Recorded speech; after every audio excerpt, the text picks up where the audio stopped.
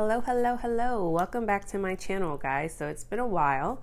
I know that I have taken kind of like a hiatus off of YouTube, and it's fine. You know, nothing traumatic happened. Nothing caused the delay in upload other than just regular old life. I'm glad to be back, and I wanted to kick off my return to YouTube with a review for the Milani Conceal and Perfect. I don't know why that's such a tongue twister for me. Conceal Perfect 2-in-1 Foundation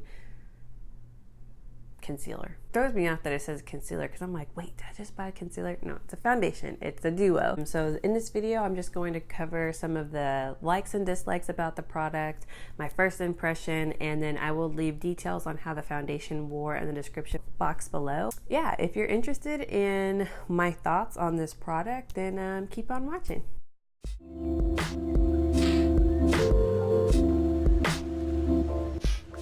Hey guys, ignore this 80s headband thing I have going on. I'm trying to keep my hair out of my face, but also lay down my edges just a little bit, so bear with me. It was either looking like a 5-year-old with a pineapple in a headband or 80s strobe dancer, so that's what I'm going with. I'm gonna go ahead and apply the foundation. So I have already completed 2 steps prior to this.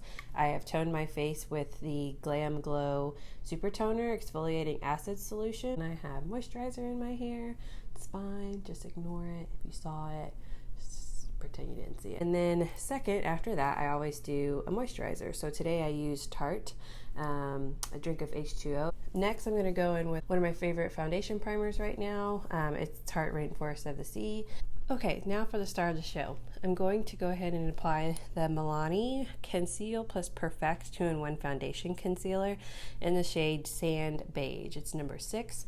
I've heard a lot of good things about this foundation. I was actually doing a makeup for a client for a wedding, and a girl in the room that was getting her doing her makeup for herself. Her foundation was bomb, and I was like, what type of foundation is that? Like, your skin looks flawless. And she told me it was Milani, and I was like super surprised.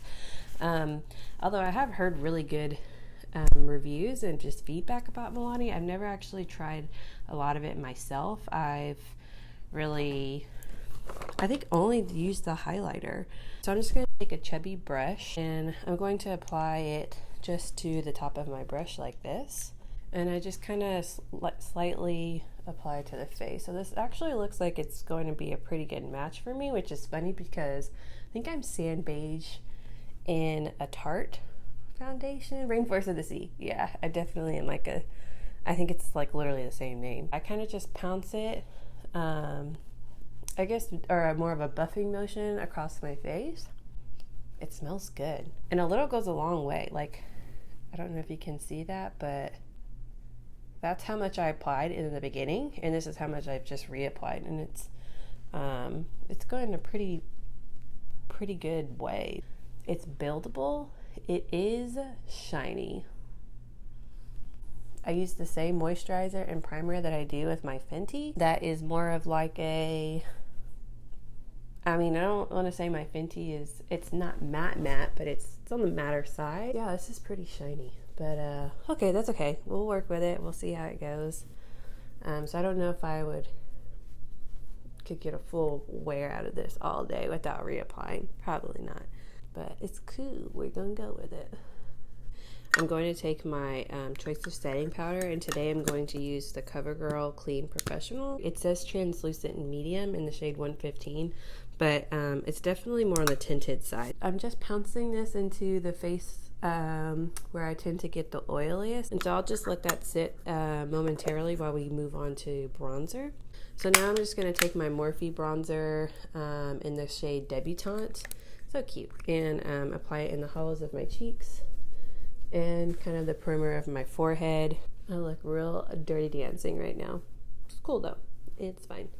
So I just realized I'm not going to conceal today, and that's partially because I just kind of skipped it and went straight into my setting powder, and that's fine because it'll definitely give me a true test of more of the foundation. Pause on the bronzer for now, and I'm going to go ahead and sweep off the excess powder from my face where I applied the translucent CoverGirl powder. Okay, so now that we've swept some of the powder off, it's definitely more matte, but there are places where it's still a little bit shinier than what I'm used to. Not necessarily a bad thing.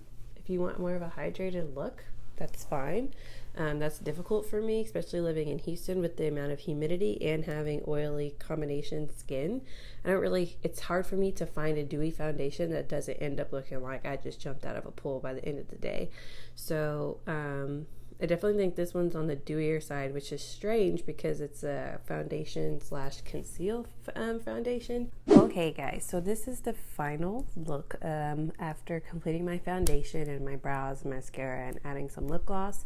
I definitely like the foundation, so let me start with that. I'll start with the things that I like about the foundation. So advertised, it says that it's medium to full coverage, lightweight, oil-free, long-wearing, water-resistant, and sweat-proof. And out of those things, the things I agree with and I like, and I definitely think that it is medium to full coverage. A lot went a long way, and it was definitely buildable. Once I added the second pump, it gave me more of a medium coverage. The next thing it says that it's lightweight and oil-free. Lightweight, yes. Oil-free, no. I have combination skin. I'm oily in my T-zone, dry on the sides of my face, and this was oily. This was definitely high shine, high sheen, more of a dewy kind of finish. And I did use an H2O water primer and water moisturizer, but I always use that. So I don't think it's necessarily that. I don't want that in a foundation. I want to be able to apply my moisturizer as normal.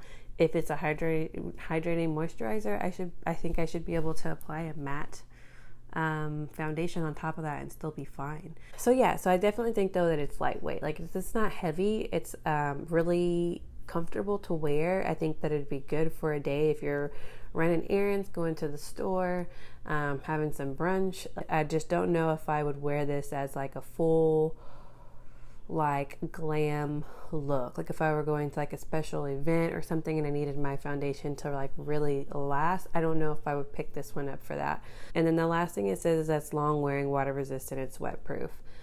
Based off the things I've already said, I'm kind of hesitant to say that it's going to be those things, because normally when a foundation is more oily, like on the oilier side, I don't really see that it's long wearing or that it's sweat proof or water resistant, because I feel like it's just going to slide off my face. I feel like that could happen with this foundation. I don't know 100% for sure because I'm not doing like a full wear test with this, but normally you can kind of tell. I shouldn't generalize, but I am, and I'm saying that. I'm going to be honest with you.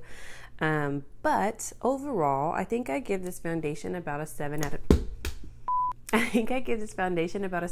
10 for the price point, which I purchased it for $6 today, and because it was on sale, but full retail at Ulta it's $6.50.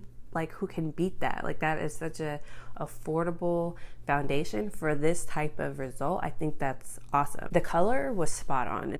I don't know again about how it's going to wear throughout the day because I don't plan on doing like a wear test for this video, but I will leave my feedback on how it wore throughout my day in the description box below. But overall, yes, I like the foundation. Again, stray away if you have more of an oily skin tone. Thank you so much, guys, for watching this video. I hope that you got some information that you are looking for as far as whether or not to purchase this. If you like videos like this and you want more reviews and first impressions, go ahead and let me know in the comments. I definitely like doing reviews. So some people know how to do their makeup already or don't like tutorials and want more information. That's completely fine, because I definitely do. I binge tutorials and I watch reviews, even if I'm not buying it, because I'm nosy. So if you want information or more videos like this, please give this video a big thumbs up and comment below what type of video or a review you want for the future. Like always, subscribe to my channel if you like this video and if you want to see future content by me. I really appreciate it. Otherwise, I had a really good time reviewing this product. I'm so glad to be back filming again, and I hope to see you guys next time.